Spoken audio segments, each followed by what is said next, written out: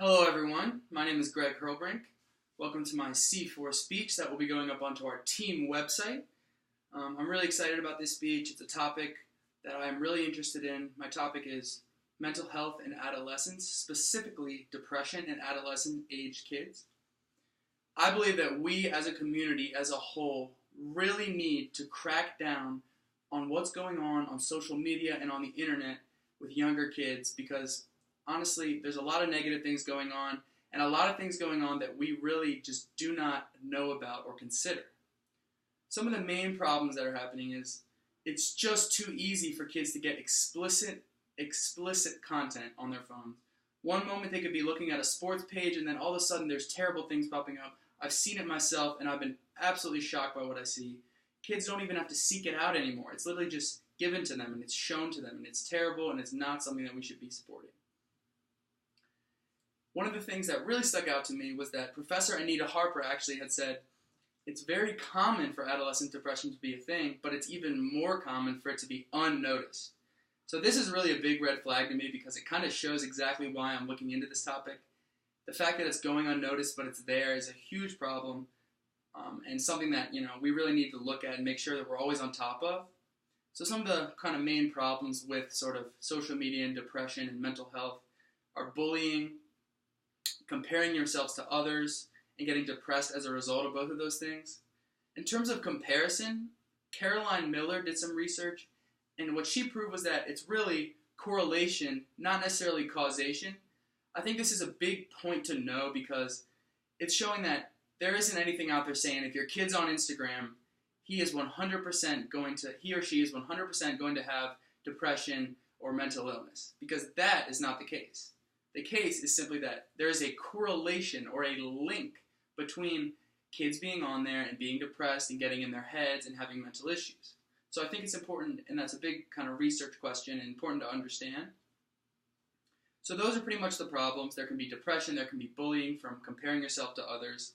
And one thing I really do want to mention, and I think is really important, there are positives. There are kids out there that really are interested in things that many aren't, or they find safe spaces and chat online communities. So there are positives for kids online, but we need to make sure that those positives are the main things that we are pressing out there, the main reason for using technology. It's got to be the positives over the negatives. So, some solutions. Parents. Parents do not understand at all what kids are going on when they're on their phones. They think they might just be chilling, having a good time, playing a game, but really, they can be some very devastating things leading to mental illness going on. It's actually been proven by the National Institute of Mental Health that parents oftentimes mistake depression in young adolescent-age individuals for just simply a stage of life or a phase. They think, oh, why is my kid acting weird? Oh, well, he's just going through a phase. He'll be out of it soon. It's not a big problem. When really it can be a problem, and parents need to be more on top of what's going on and understand these issues. More solutions. School monitoring has to become important. Kids are on their phones at school all day long. Schools need to understand that they need to make these a tool for learning, a tool for communicating, and not something that can be used for bullying or to end up having a child be depressed.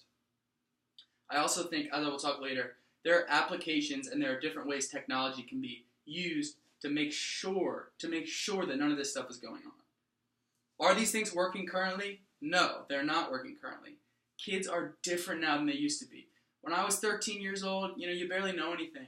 Now these 8, 9-year-old kids, man, they're on there. They know all about this sexual, explicit content. They know all these bad words and these bad things, and it's terrible. Things are not working. Innocence in younger kids is being completely taken away by social media, and a lot of that stuff has to do with negative things that are going on that can lead to depression. Phones need to be looked at as a positive learning tool, not something that's just going to lead to any negativity. We need to make sure technology is really a positive, which I will touch on later. So essentially, my final solution, as I was saying, is making a positive out of this technology and out of social media usage. We can't have these things leading to depression and mental illnesses in adolescent-age kids. These kids should be worried about playing on the playground and things like that young kids should be worried about, not getting upset because their body doesn't look like some Instagram model. I think we need to call out Apple. I think Apple is responsible. I think Apple and a lot of these technology companies can really do more to kind of make sure that there are blockers and things where kids aren't going to see as much of this content. They can also work with parents, and applications can be made to link between kids' phones. I think parents need to just totally change their outlook, understand what's going on, make sure their kids are doing the right things with technology and not becoming depressed at a young age, because it's an issue that's happening, it's out there, and it's something that, we really need to work on, and I think we really can fix it. And those are my thoughts.